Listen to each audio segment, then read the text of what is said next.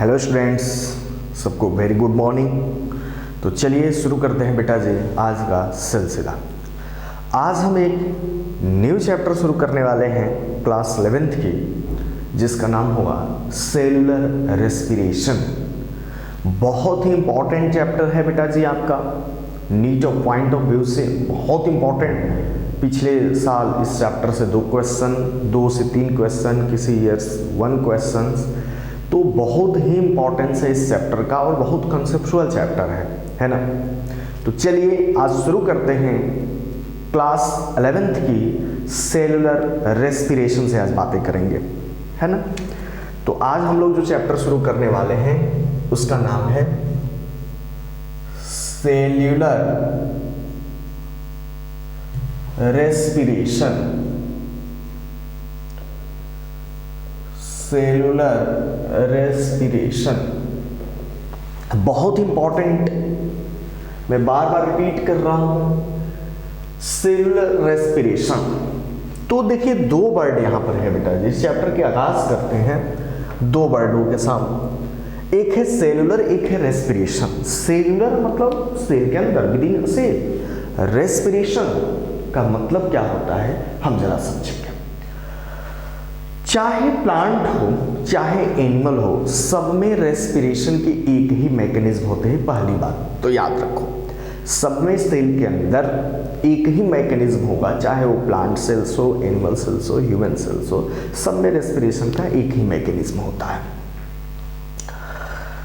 Respiration का मतलब सीधा सा समझो, जो ऑर्गेनिक फूड है, जैसे जो ग्लूकोज है, मान के चलो जनरली हम लोग ग्लूकोज को यूज करते हैं, तो इस ग्लूकोज का एकदम बिल्कुल सिंपल बेसिक से समझिए, इस ग्लूकोज का ऑक्सीजन की प्रेजेंस में या ऑक्सीजन के एब्सेंस में, ऐसा नहीं है कि हर वक्त ग्लूकोज ऑक्सीजन के प्रेजेंस में ही इसका ऑक्सीडेशन होगा या ब्रेक डाउन होगा, है ना।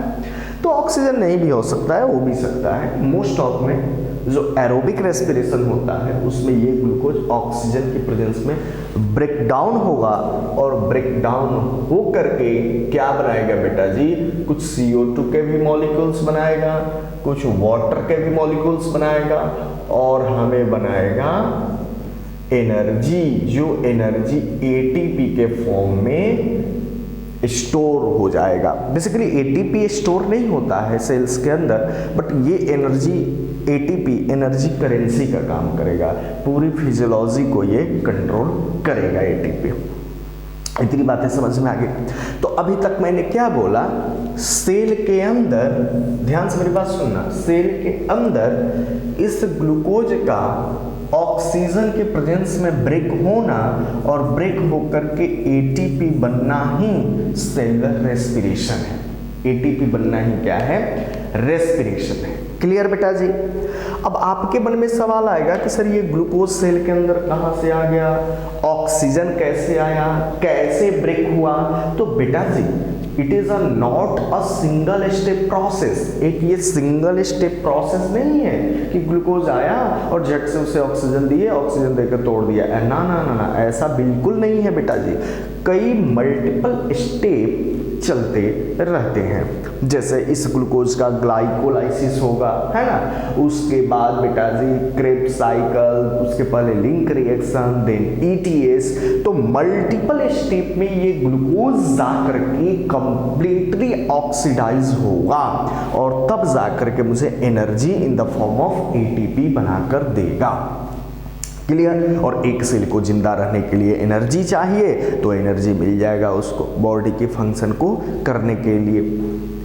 अब जरा थोड़ा सा बच्चे कंफ्यूज कर जाते हैं रेस्पिरेशन में और फोटोसिंथेसिस में, तो यहां मैं क्लियर कर दूं एक बात। चलिए, तो रेस्पिरेशन का एक छोटा सा मैंने झलक देखा कि इसमें ग्लूकोज या कोई भी ऑर्गेनिक फूड हो, प्रोटीन हो, है ना, लिपिड हो, तो उसका ब्रेकडाउन होना और ब्रेकडाउन होकर एनर्जी देना। क्लियर। अब बेटा जी ध्यान सुनो, एक प्लांट के अंदर चलते हैं और ये प्लांट का एक मान लो सेल है, मेसोफिल सेल्स, है ना बेटा जी। अब इस मेसोफिल सेल्स में कई सारे सेल ऑर्गेनेली होंगे। चलो मैं ब्लू से बनाता हूं, कई सारे सेल ऑर्गेनेली होंगे। मान लो एक सेल ऑर्गेनेली है, देखकर तो आपको लग ही गया होगा ये क्या है, ग्रेनम है, राइट। ये कहां पर है बेटा जी, क्लोरोप्लास्ट के अंदर। समझ में बातें आ रही हैं। फिर यहां पर एक सेल ऑर्गेनेली है, ये एक सेल ऑर्गेनेली है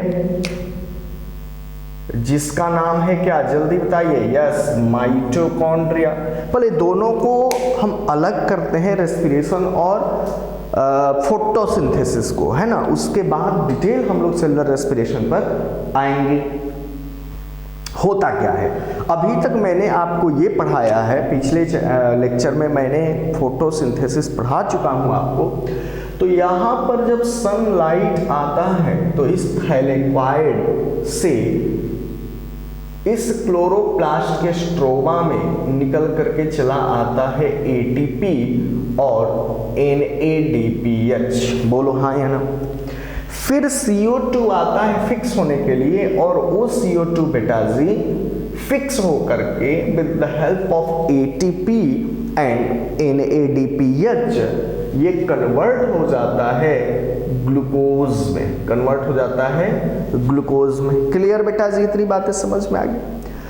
अब ये है कि अगर मान लो ये प्लांट सेल है, तो प्लांट सेल इस ग्लूकोज का 100% कंज्यूम नहीं करता है। अब सोचो जरा, अगर प्लांट ग्लूकोज बना रहा है by the process of photosynthesis, तो इसका 100% यूज नहीं कर पाएगा बेटा जी। सोचिए, दिमाग लगाइए, अगर 100% यूज कर लेगा तो क्या होगा। बिल्कुल, हम लोग अदर एनिमल किस पर डिपेंडेंट हैं, प्लांट के ऊपर डिपेंडेंट हैं। यही ग्लूकोज प्लांट की सेल में, रूट में, फ्रूट में, है ना, स्टोर होती है स्टार्च के फॉर्म में, और वही हम खाते हैं तो मेरे बॉडी में स्टार्च के ब्रेकडाउन से ग्लूकोज मिलता है। तो आपको थोड़ा थोड़ा सीन क्लियर हो रहा होगा कि सर अभी जो आपने सीन समझाया ना कि एक सेल में ग्लूकोज है, ग्लूकोज ऑक्सीजन के प्रेजेंस में टूटता है और एटीपी देता है। अब आपको समझ में आ रहा होगा कि सर ये ग्लूकोज कहां से आया। ये ग्लूकोज बेटा जी प्लांट सेल में जो सेल ऑर्गेनेली है क्लोरोप्लास्ट, उसने किया फोटोसिंथेसिस, और फोटोसिंथेसिस में C6H12O6 बना, जो यूज से ज्यादा था। बेटा जी मेरी बात ध्यान से सुनना, जो यूज से ज्यादा था ग्लूकोज, वो जाकर के सेल के अंदर, प्लांट सेल के अंदर स्टोर हो गया। वहीं फिर हम प्लांट सेल खाए और प्लांट प्रोडक्ट खाए तो मेरे बॉडी में ग्लूकोज चला आया। I hope this thing is absolutely clear. अब बेटा जी कोई भी सेल है, मेरी बात ध्यान सुनना, चाहे प्लांट्स हो, एनिमल्स हो, human beings is also animals, है ना। तो सबको क्या चाहिए, ग्लूकोज चाहिए। सबको क्या चाहिए, ग्लूकोज चाहिए। एग्जैक्टली सबको ग्लूकोज चाहिए बेटा जी। तो अब सुनो, ये ग्लूकोज कहाँ आना है, इसको माइटोकॉन्ड्रिया के अंदर। अगर मैं इसको माइटोकॉन्ड्रिया दिखाऊं तो आप तो रेस्पिरेशन में यही देख रहे हो कि सर माइटोकॉन्ड्रिया के अंदर ग्लूकोज का ऑक्सीडेशन होना और एटीपी बनना ही सेलुलर रेस्पिरेशन है। क्लियर। अब यहां पर ये ग्लूकोज चला आएगा माइटोकॉन्ड्रिया के अंदर, और सेम वही process, glucose plus oxygen gives ATP, मुझे एटीपी मिल जाएगा। तो आपने क्या देखा, यहां पर हमने एक एनिमल सेल के अंदर ये सारी चीजें देखी, और ये एक सेल है जिसमें ये माइटोकॉन्ड्रिया है। तो एनिमल सेल के अंदर ग्लूकोज का ऑक्सीडेशन होना और एटीपी बनना। यहां पर बेटा जी चूंकि ये क्लोरोप्लास्ट है तो ये आपको क्लियर होने चाहिए कि ये एक प्लांट सेल है, और इस प्लांट सेल में सबसे पहले एटीपी NADPH बनता है, देन ग्लूकोज बनता है। कुछ बच्चों के मन में सवाल आ रहा होगा, और आना भी लाजमी है, कि सर जब प्लांट सेल के अंदर एटीपी बन ही गया था, प्रोसेस ऑफ लाइट रिएक्शन से एटीपी बना था ना बेटा जी। एटीपी की ऑस्मोटिक हाइपोथेसिस याद करो, साइक्लिक नॉन साइक्लिक फोटोफॉस्फोरिलेशन, है ना। तो जब एटीपी बन गया था तो फिर इस ग्लूकोज को तोड़कर एटीपी बनाने की क्या जरूरत है? मैं फिर से रिपीट कर रहा हूं, कुछ बच्चों के मन में लग रहा होगा ये कि सर इससे जब एटीपी बन ही गया है तो इस ग्लूकोज को तोड़कर एटीपी बनाने की क्या जरूरत है प्लांट सेल को? ये तो बस एनिमल सेल में होता, क्योंकि एनिमल सेल तो फोटोसिंथेसिस नहीं करता है, जिसके वजह से उसमें एटीपी और एनएडीपीएच जैसे प्रोडक्ट नहीं बनेगा, और वो फिर, है ना, ये नहीं बनेगा और ये फिर दोनों प्रोडक्ट ग्लूकोज बनाने में यूज नहीं होगा। एनिमल सेल में तो जब भी एटीपी बनेगा सिर्फ और सिर्फ ग्लूकोज या ऑर्गेनिक फूड के ब्रेकडाउन से बनेगा, लेकिन प्लांट सेल में तो लाइट रिएक्शन का प्रोडक्ट ही है एटीपी। क्लियर? तो आपके मन में सवाल आ रहा होगा कि इस स्टेप तक ग्लूकोज को क्यों पहुंचना पड़ रहा है एटीपी बनाने के लिए, है ना। यहीं पर बना हुआ है बेटा जी। देखिए ये जो एटीपी बना हुआ है लाइट रिएक्शन वाला, बहुत थोड़ा है, बहुत कम है, इससे प्लांट की फिजियोलॉजी रन नहीं कर सकती है। दूसरा रीजन बेटा जी, जो एटीपी होता है वो प्लांट सेल्स के अंदर स्टोर नहीं होता है। एटीपी बनेगा कंज्यूम हो जाएगा, एटीपी बनेगा कंज्यूम हो जाएगा। इसीलिए मान लो एटीपी तो बन रहा है, थोड़ा बहुत भी बन रहा है, मान लो प्लांट काम चला ले, ग्लूकोज को तोड़कर एटीपी ना बनाए। बेटा जी कोई ऐसा कंडीशन हो जाए, मान लो सनलाइट ही ना हो, है ना, तो जब सनलाइट ना हो, जिस दिन सनलाइट प्लांट पर ना आए उस दिन तो एटीपी नहीं बनेगा, और एटीपी पहले से बना हुआ स्टोर तो है नहीं, वो तो प्लांट यूज कर दिया, समस्या आ सकती है। या मान लो फॉर एग्जांपल पतझड़ का मौसम आ गया, यानी प्लांट ने सारे लीफ अपने गिरा दिए, सारे फ्रूट गिरा दिए, लीव्स गिरा दिए, केवल स्टेम और रूट और प्लांट का जो भी पार्ट है वही बचा हुआ। उस केस में क्या होगा? एग्जैक्टली उस केस में भी होगा कि अब एटीपी बन नहीं रहा है, क्योंकि मेजर तो फोटोसिंथेसिस लीफ में ही होती है ना। तो एटीपी बनेगा नहीं तो प्लांट तो मर जाएगा। इसीलिए बेटा जी ये जो ग्लूकोज होता है उसको ब्रेक करके एटीपी बनाया जाता है, इस एटीपी से काम नहीं चलेगा। तो एकदम क्रिस्टल क्लियर हुआ। अब देखो क्लियर क्या हुआ, यहां चल रहा है फोटोसिंथेसिस, एकदम क्लियर सुनिए बात, है ना। और ये है माइटोकॉन्ड्रिया, मैं इधर लिख दूं, ये है माइटोकॉन्ड्रिया, और माइटोकॉन्ड्रिया के अंदर चल रहा है बेटा जी रेस्पिरेशन। तो देखो फोटोसिंथेसिस अलग है, वो ग्लूकोज बना कर दे रहा है, माइटोकॉन्ड्रिया में उस ग्लूकोज का यूज हो रहा है। क्लियर? अब आपके मन में सवाल आएगा कि सर जो प्लांट तो अपने लिए ग्लूकोज बना रहा है ना, हम उसका ग्लूकोज क्यों छीन लेते हैं, हड़प लेते हैं, खा जाते हैं? बेटा जी देखो नेचर ने क्या किया, थोड़ा सा इस झलक को समझेंगे। ये देखो एनिमल सेल के अंदर सेम चीज दिखाई गई है माइटोकॉन्ड्रिया के अंदर। तो जो भी चीजें माइटोकॉन्ड्रिया के अंदर हो रही हैं, ऑर्गेनिक फूड का ब्रेकडाउन और एटीपी बन रहा है, उस प्रोसेस को बोलेंगे रेस्पिरेशन। क्लियर? बहुत बच्चे ये समझ लेते हैं रेस्पिरेशन मतलब बाबा रामदेव प्रोसेस, ऐसे मतलब O2 लेना, CO2 देना, है ना, इनहेलेशन और एक्सहेलेशन, तो ये समझ लेते हैं। बट ये गलत है बेटा जी, दिस इज द ब्रीदिंग। ये क्या है? ब्रीदिंग है। बात समझ में आ रही है भाई? सांस लेना छोड़ना ब्रीदिंग है। प्रॉपर सेल के अंदर माइटोकॉन्ड्रिया के अंदर उस ग्लूकोज को तोड़कर एनर्जी बनाना रेस्पिरेशन है। क्लियर? चलो अब थोड़ा सा एक प्लांट के पास चलते हैं और आपके मन के सवाल को दूर करते हैं बेटा जी। मन में आपके सवाल आ रहे होंगे, क्वेरीज आ रही होगी, क्वेश्चन आ रहा होगा कि सर ये जो ग्लूकोज बना प्लांट से क्यों नहीं पूरा ग्लूकोज कंज्यूम कर लिया? उसका जवाब सुनिए, ये ग्लूकोज को स्टोर क्यों होना पड़ा? भाई ज्यादा है तब तो स्टोर है। भाई प्लांट भी तो ग्लूकोज यूज कर ही रहा है अपने माइटोकॉन्ड्रिया के अंदर एनर्जी बनाने के लिए। बेटा जी पूरा 100% ग्लूकोज का कंजम्पशन या ग्लूकोज ज्यादा यूज क्यों नहीं होता है? इसका जवाब सुनिए जरा।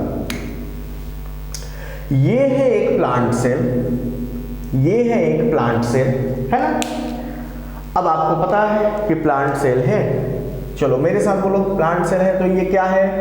यस, ये क्या है बेटा जी?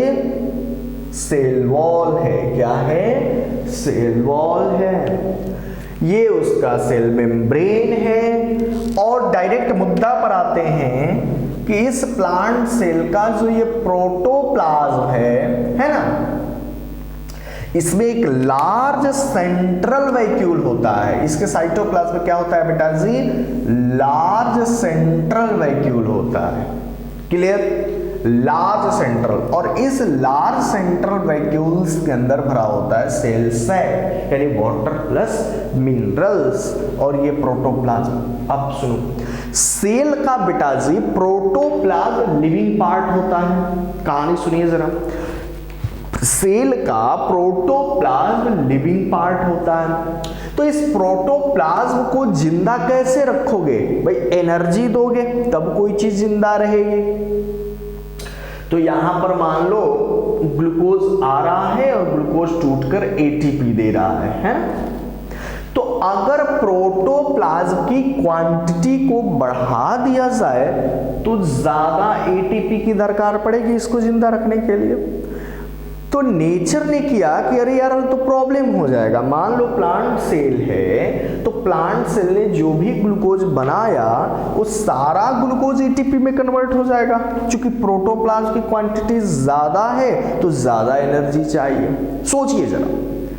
इसीलिए नेचर ने कहा कि नहीं नहीं नहीं, ऐसा नहीं, ये काम करते हैं, इस प्लांट सेल के अंदर एक लार्ज सेंट्रल वैक्यूल रख देते हैं। जो वैक्यूल इतना बड़ा होगा जिसकी वजह से इसके जो प्रोटोप्लाज्म है, जो इसके साइटोप्लाज्म में, प्रोटोप्लाज्म साइटोप्लाज्म में कंफ्यूज ना होना, मैं cell the unit of life में पढ़ाऊंगा। प्रोटोप्लाज्म इंटायर लिक्विड होती, पूरी लिक्विड होती है, बात समझ में आ रही है? और साइटोप्लाज्म यानी प्रोटोप्लाज्म में से न्यूक्लियस के लिक्विड को हटाते हो तो साइटोप्लाज्म बोलते हो। क्लियर बेटा जी? तो जो इसका प्रोटोप्लाज्म है अगर बड़ा वैक्यूल्स होगा तो प्रोटोप्लाज्म इसका क्या होगा? मेरी बात ध्यान सुनना, प्रोटोप्लाज्म क्या होगा बेटा जी? कम होगा। और जब प्रोटोप्लाज्म कम होगा तो एटीपी कम कंज्यूम होगा। एटीपी कम कंज्यूम होगा that means glucose come consume होगा। बात समझ में आ रही? ग्लूकोज कम कंज्यूम हो रहा है तभी तो एटीपी कम बन रहा है। एटीपी कम कंज्यूम हो रहा है क्योंकि प्रोटोप्लाज्म कम है। इसीलिए प्लांट की सेल भाई माइटोकॉन्ड्रिया जो क्लोरोप्लास्ट है वो तो लगातार, यहां देखो सीन में क्लोरोप्लास्ट लगातार ग्लूकोज बना रहा है। अगर इसमें प्रोटोप्लाज्म ज्यादा रहता तो ये सारा ग्लूकोज इनटेक हो जाता, यूज हो जाता, और यूज हो करके एटीपी बना देता। लेकिन नेचर ने कहा नहीं नहीं नहीं नहीं, हम ऐसा नहीं होने देंगे, तब तो मर जाएंगे। क्योंकि जितने भी ऑर्गेनिज्म है हेटेरोट्रॉप्स हैं, अल्टीमेटली कहीं ना कहीं ग्रीन प्लांट पर डिपेंडेंट हैं। इतनी बातें समझ में आ गई? नेचर ने प्रोटोप्लाज्म को कम किया, कहा कि भैया तुम्हारा प्रोटोप्लाज्म कम रहेगा, लिक्विड है ना, तुम कम ग्लूकोज यूज करना, कम एटीपी बनाना, है ना, क्योंकि प्रोटोप्लाज्म तुम्हारा कम है, कम में ही काम चला लो, बाकी अपना ग्लूकोज स्टोर करो, एनिमल खाएंगे उसके बॉडी में जाएगा ग्लूकोज और वो एनिमल की सेल में वो ग्लूकोज टूटकर एटीपी देंगे। तो एकदम क्रिस्टल क्लियर। ये आज इंट्रोडक्शन दे रहे हैं सेलुलर रेस्पिरेशन, और यहां पर मैंने इस स्लाइड में बेटा जी फोटोसिंथेसिस और सेलुलर रेस्पिरेशन दो अलग अलग फिनोमिना है। ध्यान से मेरी बात सुनना। फोटोसिंथेसिस केवल प्लांट सेल के क्लोरोप्लास्ट में होती है, रेस्पिरेशन चाहे एनिमल सेल हो चाहे प्लांट सेल्स हो, सब में कॉमन होता है, यानी सब में ग्लूकोज का ऑक्सीडेशन होगा और एटीपी बनेगा। फोटोसिंथेसिस केवल प्लांट में, रेस्पिरेशन सब में कॉमन, सब में ग्लूकोज का ऑक्सीडेशन होगा, एटीपी बनेगा। इतनी बातें समझ में आ गई बेटा जी? चलिए आगे बढ़ते हैं। तो एक बात हमें समझ में आ गई कि सर सेल के अंदर, सेलुलर मतलब inside cell, within cell, है ना, सेल के अंदर ग्लूकोज का डिफरेंट लेवल पर ऑक्सीडाइज होना और हो करके एटीपी एनर्जी बनाना ही रेस्पिरेशन है। तो इसका डिफिनेशन क्या लिख सकते हैं सेलुलर रेस्पिरेशन का? कि यह एक बायोलॉजिकल प्रोसेस है ना बेटा जी? Glucose are oxidise and form energy with the help of oxygen. Generally ऐसा नहीं कि ऑक्सीजन के एब्सेंस में ग्लूकोज ब्रेक नहीं होता है ना। जब ऑक्सीजन कम रहेगा तो या ऑक्सीजन के एब्सेंस में ब्रेक होगा तो उसको हम लोग एनएरोबिक रेस्पिरेशन बोलेंगे, और उसमें 2 ATP, केवल बहुत कम little amount of ATP energy produce होता है। तो क्या लिख दें, glucose are oxidise and form. केवल ग्लूकोज ही नहीं बेटा जी, ऑर्गेनिक लिपिड भी हो सकता है, प्रोटीन भी हो सकता है, इवन न्यूक्लिक एसिड भी हो सकता है ना। तो glucose are oxidise and form energy, glucose are oxidise and form energy inside the cell. कहां पर बेटा जी, मैं इधर लिख दूं, इनसाइड द सेल। इसी को बोलते हैं cellular respiration. Glucose are oxidise and form energy inside the cell is known as cellular respiration. हम समझ गए कि अच्छा सर ये है एक सेल, ये सेल का है एक सेल ऑर्गेनेली जिसको हम माइटोकॉन्ड्रिया के नाम से जानते हैं बेटा जी, जिसका आउटर मेम्ब्रेन स्मूथ होता है, इनर मेम्ब्रेन में फिंगर लाइक प्रोजेक्शंस होते हैं, है ना।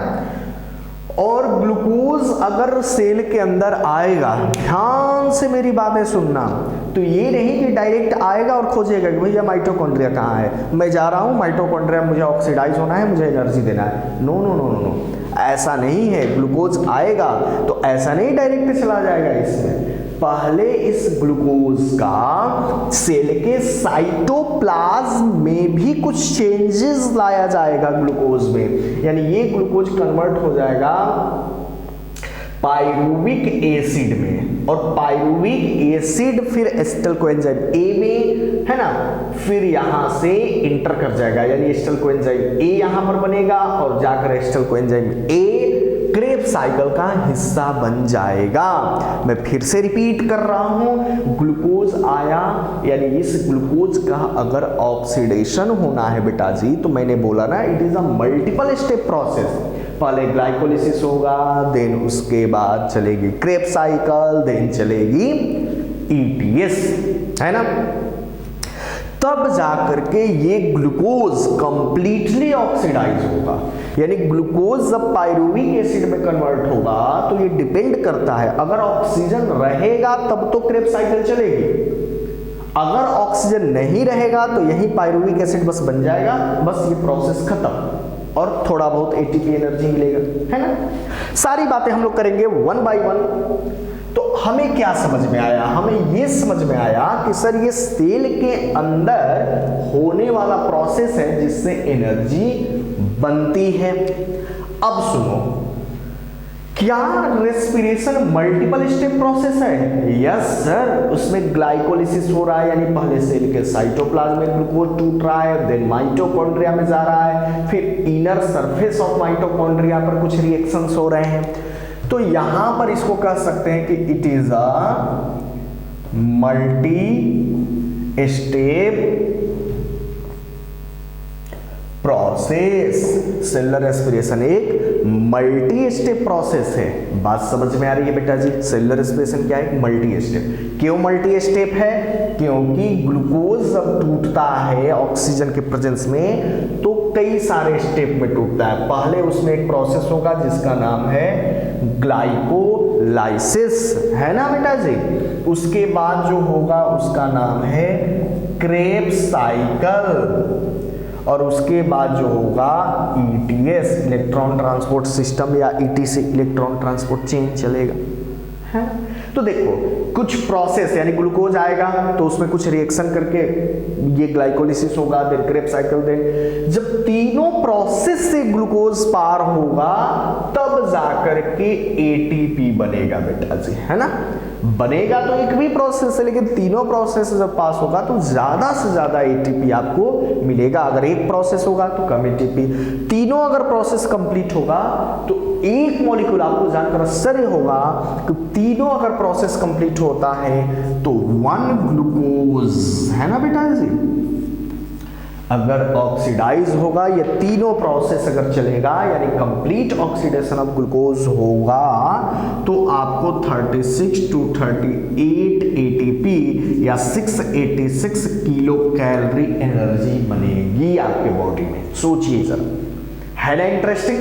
अब चाहे प्लांट हो चाहे एनिमल हो, सब में होगा। ऐसा नहीं है कि केवल एनिमल सेल को ही दरकार होती है एनर्जी की, ऐसा नहीं बेटा जी, प्लांट सेल को भी एटीपी की दरकार होती है। इतनी बातें समझ में आ गई, एकदम क्रिस्टल क्लियर। तो अभी तक मैंने क्या बोला, यह मल्टीपल स्टेप प्रोसेस है, like glycolysis, Krebs cycle, ETS कई स्टेप में पूरा होता है। अगर ग्लूकोज कई स्टेप और सीरीज ऑफ रिएक्शन से जाता है बेटा जी, तो एक ग्लूकोज के मॉलिक्यूल से 36 to 38 एटीपी यानी 686 किलो कैलोरी एनर्जी मिलती है। क्लियर? अब सुनो, ये पूरी प्रोसेस है, केमिकल प्रोसेस है, इसमें ग्लूकोज का ब्रेकडाउन हो रहा है। तो याद करो, क्या ये मेटाबॉलिज्म है? क्या ये मेटाबॉलिज्म है? Yes sir. सेल के अंदर होने वाली कोई भी प्रोसेस, सेल के अंदर होने वाली कोई भी प्रोसेस मेटाबॉलिज्म प्रोसेस होती है ना। जहां पर कोई चीज अगर जुड़ रहा है ना, जुड़ करके बड़ा कंपाउंड बना रहा है तो उसको हम लोग एनाबॉलिक प्रोसेस बोलेंगे। और जहां पर कोई चीज टूट रहा है, बहुत बड़ा प्रोडक्ट टूट करके छोटा छोटा प्रोडक्ट बना रहा है, उसको बोलेंगे, मॉलिक्यूल बना रहा है, उसको बोलेंगे कैटाबॉलिज्म प्रोसेस। तो एक बात बताओ, यहां पर ग्लूकोज टूट करके एटीपी एनर्जी बना रहा है, वाटर बना रहा है, CO2 बना रहा है, तो कौन सा प्रोसेस हुआ, कैटाबॉलिज्म या एनाबॉलिज्म? बोलो बोलो जल्दी बोलो। यस, किसी ने बोला कैटाबॉलिज्म। तो बेटा जी, cellular respiration is a catabolic process, क्योंकि इसमें ग्लूकोज को ब्रेक कर रहे हो। फोटोसिंथेसिस कैसा था बताओ, पढ़ाए थे। फोटोसिंथेसिस कैसा रिएक्शन था, बिल्कुल बताइए, बिल्कुल बताइए। जो बच्चे वीडियो देख रहे हैं अभी नहीं बताएंगे तो जो वीडियो अपलोड होगा है ना, उस समय कमेंट बॉक्स में आंसर जरूर करेंगे कि फोटोसिंथेसिस कौन सी प्रोसेस थी। तो फोटोसिंथेसिस कौन सी थी बेटा जी? Anabolic process. ये कौन सी प्रोसेस है? Catabolic process. चलो लिख दें इस बात को। अब बच्चे, बहुत बच्चे नहीं जानते होंगे कैटाबॉलिज्म को, तो मैं अभी बता दे रहा हूं क्या होता है। It is a catabolic process. ये कैसा प्रोसेस है? It is a catabolic process. Catabolism का मतलब देखो, सेल के अंदर हर समय कुछ ना कुछ रिएक्शंस चलते रहते हैं बेटा जी, है ना। हर समय कुछ ना कुछ बनते रहता है, कुछ ना कुछ टूटते रहता है। उस सारी प्रोसेस को मेटाबॉलिज्म कहते हैं, सारी प्रोसेस को मेटाबॉलिज्म। यानी all total chemical reactions takes place in our body या cell is known as metabolism, है ना। यानी टोटल केमिकल रिएक्शन। कैटाबॉलिज्म का मतलब सिंपल भाषा में total chemical reactions in cell और बॉडी, इसी को कैटाबॉलिज्म। तो याद करो ना, हर समय सेल के अंदर कुछ बनेगा नहीं, कुछ चीज का ब्रेकडाउन भी होगा। तो इसी बेसिस पर मेटाबॉलिज्म 2 टाइप के होंगे। एक होगा एनाबॉलिज्म, ये जो बच्चे नहीं जानते हैं ना कैटाबॉलिज्म एनाबॉलिज्म, उनके बारे में है। एक है एनाबॉलिज्म और दूसरा है कैटाबॉलिज्म। एक है एनाबॉलिज्म, दूसरा है कैटाबॉलिज्म। एनाबॉलिज्म को बेटा जी हम लोग सिंथेटिक प्रोसेस बोलते हैं, इसमें कुछ ना कुछ सिंथेसिस हो रहा है। जैसे मैं अभी रिएक्शन बैलेंस करने के चक्कर में नहीं हूं, बस ऐसे समझो, CO2 वाटर मिल करके ग्लूकोज बनना। क्या बनना बेटा जी? C6H12O6 ग्लूकोज बनना। CO2 और वाटर मिल करके क्या बनना? ग्लूकोज। तो ये क्या हो गया? सिंथेसिस हो रहा है ना, छोटे छोटे मॉलिक्यूल मिल करके बड़े कंपाउंड को बना रहे हैं। और कैटाबॉलिज्म इज द डिस्ट्रक्टिव और ब्रेकडाउन प्रोसेस। जैसे उल्टा, जस्ट रिवर्स ऑफ एनाबॉलिज्म। देखो ये है ग्लूकोज और ये टूट करके क्या बनाया, CO2 बनाया और वाटर बनाया। तो ये क्या हो गया बेटा जी, कैटाबोलिज्म। अब समझ में आ गया। तो रेस्पिरेशन में क्या हो रहा है, ग्लूकोज टूटकर ही तो CO2 वाटर और एनर्जी दे रहा है, तो इसीलिए रेस्पिरेशन कैटाबोलिक प्रोसेस है। और फोटोसिंथेसिस में क्या हो रहा था, CO2 water gives C6H12O6 glucose. तो so this process is known as anabolism. एकदम क्रिस्टल क्लियर है, बोलिए हाँ या ना। सारे बच्चे को क्लियरली एकदम समझ में आ रहा है, आगे बढ़ सकते हैं। यस, चलिए आगे बढ़ते हैं बेटा जी। एकदम अलर्ट रहिए, बी अलर्ट, बी केयरफुल, है ना, एकदम अलर्ट रहिए, सारी चीजें समझ में आएंगी। ऐसा हो ही नहीं सकता कि अगर आप फोकस करेंगे तो चीजें न समझ में आए, है ना। चलिए बेटा जी आगे बढ़ते हैं। तो हम क्या समझ गए कि it is a catabolic process. Respiration क्या है, एक कैटाबोलिक प्रोसेस है। चलिए रफ करते हैं ऊपर वाले लाइन को। अब सुनिए, कुछ और इंपॉर्टेंट बातें हम लोग कर लेते हैं। रेस्पिरेशन इतने सारे प्रोसेस हो रहे हैं, बताओ, ग्लाइकोलिसिस हो रहा है, क्रेब्स साइकिल हो रहा है, ETS हो रहा है, तो क्या एंजाइम लगेगा? यस लगेगा भाई, केमिकल रिएक्शन करने के लिए एंजाइम लगेंगे, हैं? तो एक बात लिख सकते हैं, it is enzyme mediated process. It is enzyme mediated process. by photosynthesis enzyme mediated process है। क्लियर, एंजाइम लगेंगे। यानी अगर ये मान लो सेल है, सेल का ये साइटोप्लाज्म है, ये बेटा जी जैसे ही ग्लूकोज जाएगा और जाकर घूमने लगेगा, कहेगा भाई मेरा क्या, तुरंत यहाँ पर रिएक्शन चालू हो जाएगी। कुछ एंजाइम इसको पकड़ेंगे और पकड़ के डिफरेंट मॉलिक्यूल में कन्वर्ट करते हुए, कंपाउंड में कन्वर्ट करते हुए फाइनली उसको पायरुविक एसिड में कन्वर्ट कर देंगे, है ना। तो ये जो ग्लूकोज से पायरुविक एसिड बन रहा है, ये 10 स्टेप प्रोसेस होती है बेटा जी, और 10 एंजाइम लगते हैं। आपको क्या लग रहा है, किसी तरह से कोई तलवार लेकर बैठा है क्या सेल के साइटोप्लाज्म में, खट खट खट खट ग्लूकोज को तोड़ देगा? नहीं नहीं नहीं नहीं नहीं बेटा जी, एंजाइमेटिक प्रोसेस होती है, केमिकल रिएक्शंस होते हैं, डिफरेंट लेवल पर इस ग्लूकोज को ऑक्सीडाइज किया जाएगा, तब जाकर ये पायरुविक एसिड में कन्वर्ट होता है। तो वही मैंने बात लिखा कि it is a enzyme mediated process. Clear. अब सुनो, यहां से एक क्वेश्चन आपको उठा के देते हैं। वायरसेस होते हैं, वायरस आपने नाम सुना होगा, वायरस तो सबने सुना होगा, है ना, virus.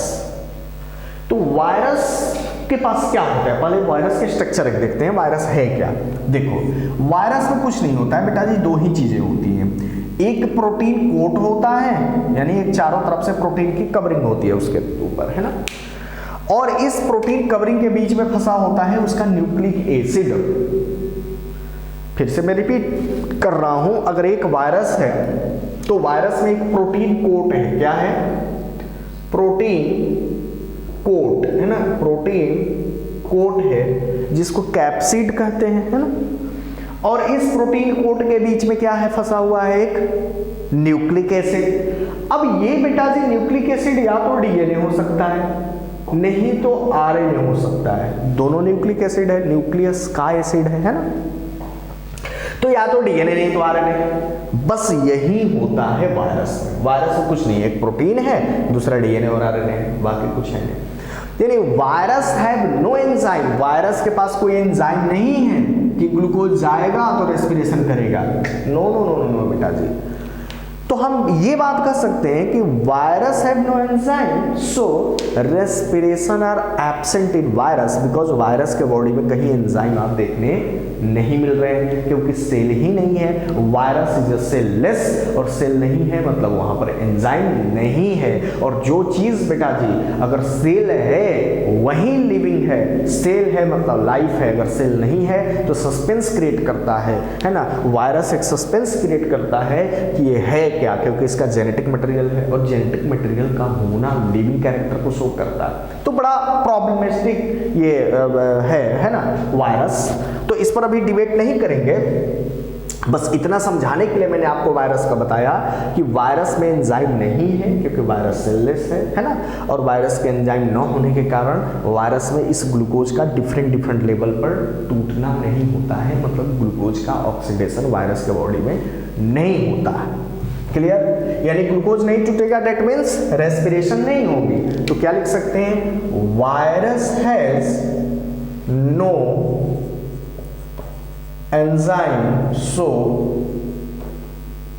Respiration are absent in viruses, है ना। This is important. वायरस के अंदर एंजाइम नहीं होता है, सो वायरस के अंदर रेस्पिरेशन बेटा जी एब्सेंट होता है। क्लियर? अब सुनो, इस सेल के अंदर ग्लूकोज टूट करके पायरुविक एसिड बना रहा है और बदले में एटीपी भी बन रहेगा। यहाँ पर 2 एटीपी भी बनते हैं, हम लोग पढ़ेंगे पूरी प्रोसेस। फिर ये पायरुविक एसिड इंटर करेगा मैट्रिक्स ऑफ द माइटोकॉन्ड्रिया में, देन एसिटाइल कोएंजाइम ए में कन्वर्ट होगा। मान लो ये माइटोकॉन्ड्रिया है, क्योंकि रेस्पिरेशन तो अल्टीमेटली माइटोकॉन्ड्रिया में होनी है। ये पायरुविक एसिड इंटर करेगा माइटोकॉन्ड्रिया के अंदर और फिर इधर से पूरी साइकिल चलेगी और ग्लूकोज एटीपी बनेगा। क्लियर? तो एक चीज हम देख रहे हैं कि इस पूरी प्रोसेस में एनर्जी क्या हो रही है? एनर्जी बाहर निकल रही है या एनर्जी गेन हो रही है? मेरी बात ध्यान से सुनना, मतलब ये एंडरगोनिक प्रोसेस है या एक्सरगोनिक प्रोसेस है? एग्जैक्टली सर, इस केमिकल रिएक्शन में तो एटीपी एनर्जी निकल रही है बेटा जी, है ना। तो रेस्पिरेशन क्या हो गया? एक्सरगोनिक प्रोसेस हो गया या एक्सोथर्मिक प्रोसेस, है ना। तो क्या हो गया?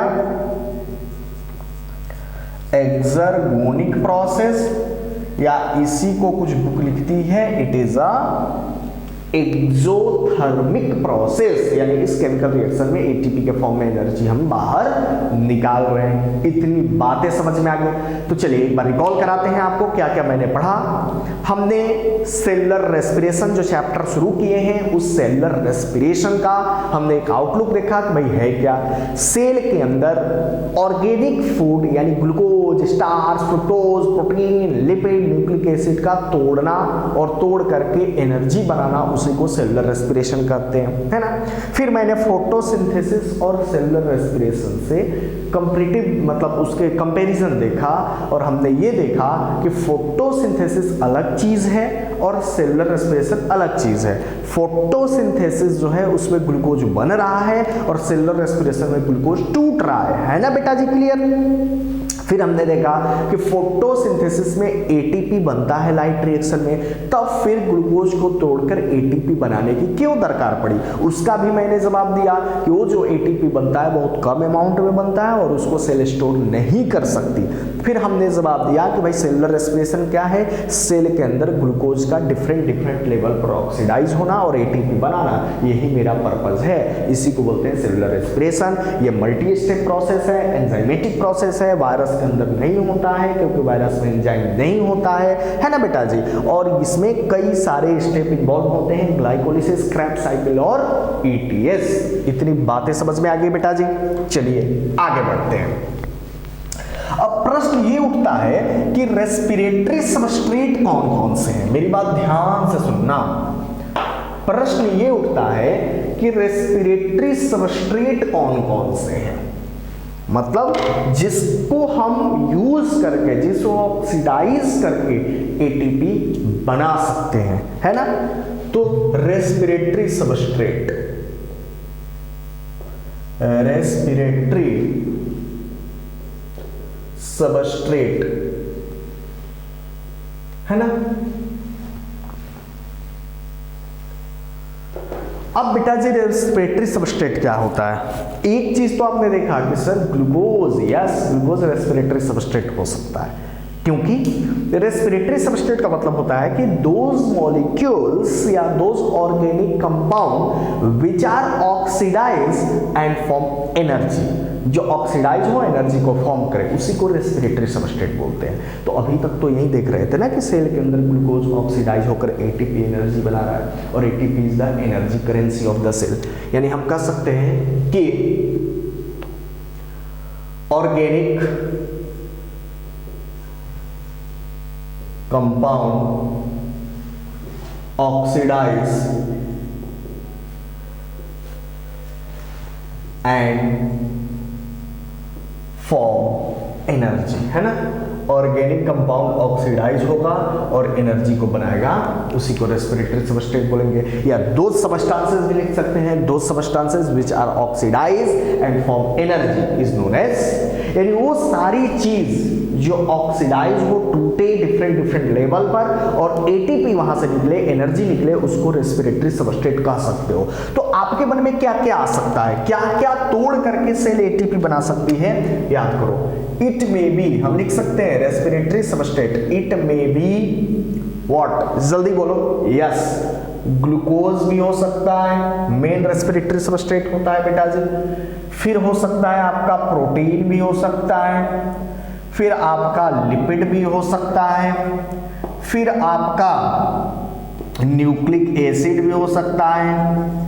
तो ये सारे रेस्पिरेटरी सबस्ट्रेट हो सकते हैं, यानी ये सारे सब्सटेंसेस हैं जिसको तोड़कर हम क्या बना सकते हैं, एटीपी एनर्जी बना सकते हैं। यही तो रेस्पिरेशन का फायदा है कि भाई ऑर्गेनिक कंपाउंड या सब्सटेंसेस को, ऑर्गेनिक सब्सटेंसेस को ब्रेक करो, ऑक्सीडाइज करो एंड एनर्जी बना लो, है ना।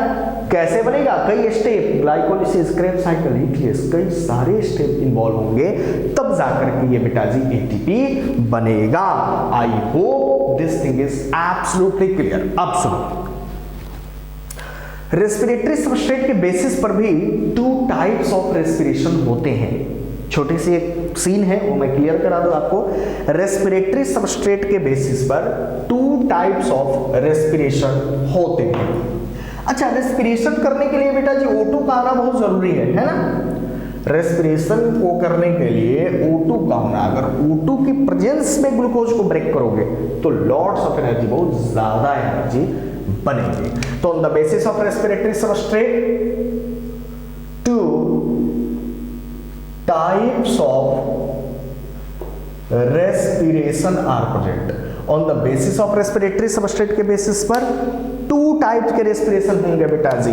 पहले रेस्पिरेशन को बोलेंगे फ्लोटिंग रेस्पिरेशन, क्या बोलेंगे, फ्लोटिंग रेस्पिरेशन। और दूसरे रेस्पिरेशन को बोलेंगे protoplasmic respiration. Types, two type के रेस्पिरेशन, एक फ्लोटिंग रेस्पिरेशन, दूसरा प्रोटोप्लाज्मिक। कुछ नहीं है, बस रेस्पिरेटरी सबस्ट्रेट यानी सबस्टांसेस हम किसको यूज कर रहे हैं, यानी किस सबस्टांसेस को यूज करके एटीपी बना रहे हैं, एनर्जी बना रहे हैं, उसको तोड़ रहे हैं, उसी के बेसिस पर है। अब चलो, फ्लोटिंग रेस्पिरेशन में हम जो रेस्पिरेटरी सबस्ट्रेट यूज करते हैं जिसका नाम है ग्लूकोज। तो जब ग्लूकोज को यूज करेंगे एज अ रेस्पिरेटरी सबस्ट्रेट, यानी ग्लूकोज को तोड़कर जब एटीपी बनाएंगे तो उसको बोलेंगे फ्लोटिंग रेस्पिरेशन, है ना। और ये फ्लोटिंग रेस्पिरेशन जनरली कॉमन होता है, सारे सेल में ग्लूकोज को ही तोड़कर एनर्जी बनाई जाती है। अब बेटा जी कभी कभी क्या होता है कि सेल के अंदर मान लो ग्लूकोज नहीं है, आपने आमरण अनशन कर लिया कि अब तो मुझे खाना नहीं खाना है जब तक नीट का एग्जाम नहीं हो जाता है। उस केस में क्या होगा, आपके बॉडी में जो स्टोरेज ग्लूकोज ग्लाइकोजन के फॉर्म में है वो तो यूज होंगे ही होंगे, बाकी अगर वो खत्म हो जाएगा सोर्स, तो जो प्रोटीन्स है, जो लिपिड है, वो टूट करके आपको एटीपी देगा, क्योंकि वो सारी क्या है, रेस्पिरेटरी सबस्ट्रेट हैं, उनमें क्षमता है कि वो ब्रेक होकर आपको एटीपी एनर्जी दे सकते हैं। क्लियर बेटा जी। तो प्रोटोप्लाज्मिक रेस्पिरेशन में क्या होगा, protein use as a respiratory substrate, और प्रोटीन यूज किया जाएगा रेस्पिरेटरी सबस्ट्रेट में और वहां से बनाया जाएगा एटीपी। क्लियर, छोटा सा सीन था। रेस्पिरेटरी सबस्ट्रेट क्या होता है, दो substances which are oxidise and form energy is known as respiratory substrate. On the basis of respiratory substrate, two types of respiration, floating respiration और protoplasmic respiration। floating respiration generally common होगा क्योंकि इसमें glucose टूटेगा। देखो बेटा जी, body के अंदर glucose तोड़कर एनर्जी बना दो, सेल खुश रहेगी, नाराज नहीं होगी। अगर जैसे ही आपने सेल का प्रोटीन तोड़कर एटीपी बनाया, सेल नाराज हो जाएगी, सेल ऐसा नहीं करने देगी, कहेगी नहीं नहीं भाई, protein is the building block of our body. वो सेल को डिवाइड करने में, सेल को वैसे तो ग्लूकोज भी जरूरत होती है ग्लूकोज की, लेकिन प्रोटीन बहुत बड़ा इंपॉर्टेंट रोल प्ले करता है ना सेल के डिवीजन में। तो बेटा जी सेल के ग्रोथ में, सेल के फॉर्मेशन में, तो इसीलिए सेल चाहती है कि मेरा प्रोटीन ब्रेक न हो, ब्रेक हो ग्लूकोज, यानी हो बॉडी में हमेशा फ्लोटिंग रेस्पिरेशन। अब ये कब होता है, जैसे कोई डिजीज हो गया आपको, है ना, या अभी बोले ना आपने आमरण अनशन कर दिया, बाहर से तो प्लांट प्रोडक्ट या एनिमल प्रोडक्ट तो ले नहीं रहे हो, यानी बाहर से ग्लूकोज का सोर्स आपने बंद कर दिया, तो अब तो बॉडी के अंदर ग्लूकोज कम हो गया, आपके ब्लड में ग्लूकोज का लेवल कम हो गया, और जो स्टोरेज ग्लूकोज था वो भी टूटकर एटीपी बना दिया। अब बारी है प्रोटीन लिपिड की, है ना, तो लिपिड टूटेगा, प्रोटीन टूटेगा। तो प्रोटीन बेसिकली बेटा जी तब टूटेगा जब स्टारवेशन कंडीशन हो या कोई डिजीज कंडीशन हो जिसके अंदर ग्लूकोज न टूटकर प्रोटीन टूटेगा, जिसके अंदर ग्लूकोज कम हो जाएगा, जिसकी वजह से प्रोटीन टूट करके आपको एटीपी देगा। इतनी बातें समझ में आ गई? चलिए आगे बढ़ते हैं बेटा जी। अब ध्यान से मेरी बातें सुनिएगा। हम इतना समझ गए कि सर रेस्पिरेशन में हमें ऑर्गेनिक फूड को, सब्सटेंसेस को तोड़कर एनर्जी बनाना है। लेकिन एक बात आपने नोटिस की कि ऑक्सीजन की प्रेजेंस में अगर किसी चीज को ऑक्सीडाइज करोगे तो ऑक्सीजन दोगे, तो ऑक्सीजन की प्रेजेंस में भाई ऑक्सीडेशन का सिंपल फंडा आपने पढ़ा होगा, रिडक्शन का सिंपल फंडा, ऑक्सीडेशन का सिंपल फंडा मैं फोटोसिंथेसिस चैप्टर में भी पढ़ाया था। रिडक्शन का मतलब simple chemistry addition of hydrogen, और ऑक्सीडेशन का simple chemistry removal of hydrogen. बात समझ में आ रही है बेटा जी? तो यहां पर ऑक्सीजन अगर रहेगा, मेरी बात ध्यान सुनना, अभी हम लोग पढ़ेंगे एरोबिक और एनारोबिक। अगर ग्लूकोज को तोड़ना है तुझे, तो ग्लूकोज कहता है भैया हमें ऑक्सीजन दो। अगर आप ऑक्सीजन दोगे ना तो ये ग्लूकोज कंप्लीटली टूटेगा। कंप्लीटली टूटेगा मतलब क्या भाई, ब्रेक डाउन होना का मतलब जिस मॉलिक्यूल से ये ग्लूकोज बना है उस मॉलिक्यूल में आ जाएगा। तो ग्लूकोज किससे बना है, याद करो फोटोसिंथेसिस में ये बना है CO2 से। अभी बैलेंसिंग पर ध्यान ना दो, ये CO2 से बना है, ये वाटर से बना है, और इसके अंदर सनलाइट की एनर्जी है। बोलो हाँ या ना? तो जैसे ही ग्लूकोज टूटेगा ऑक्सीजन की प्रेजेंस में तो CO2 वाटर और एनर्जी दे देगा। ये है कंप्लीट ऑक्सीडेशन ऑफ ग्लूकोज, है ना बेटा जी? जब ग्लूकोज ऑक्सीजन के प्रेजेंस में टूटेगा तो कंप्लीटली टूटेगा, और जब कंप्लीट टूट जाएगा तो बहुत ज्यादा एनर्जी देगा। जब यही ग्लूकोज ऑक्सीजन के एब्सेंस में टूटेगा तो कंप्लीट ब्रेकडाउन नहीं होगा बेटा जी, यहां पर एथिल एल्कोहल बना देगा, है ना, CO2 बना देगा, और थोड़ा बहुत एनर्जी यानी 2 ATP एनर्जी बनाएगा। मतलब हम एक बात तो समझ गए सर कि यहां पर बात चल रही है ऑक्सीजन के प्रेजेंस एंड ऑक्सीजन के एब्सेंस में, यानी दोनों कंडीशन में रेस्पिरेशन हो सकता है, यानी दोनों कंडीशन में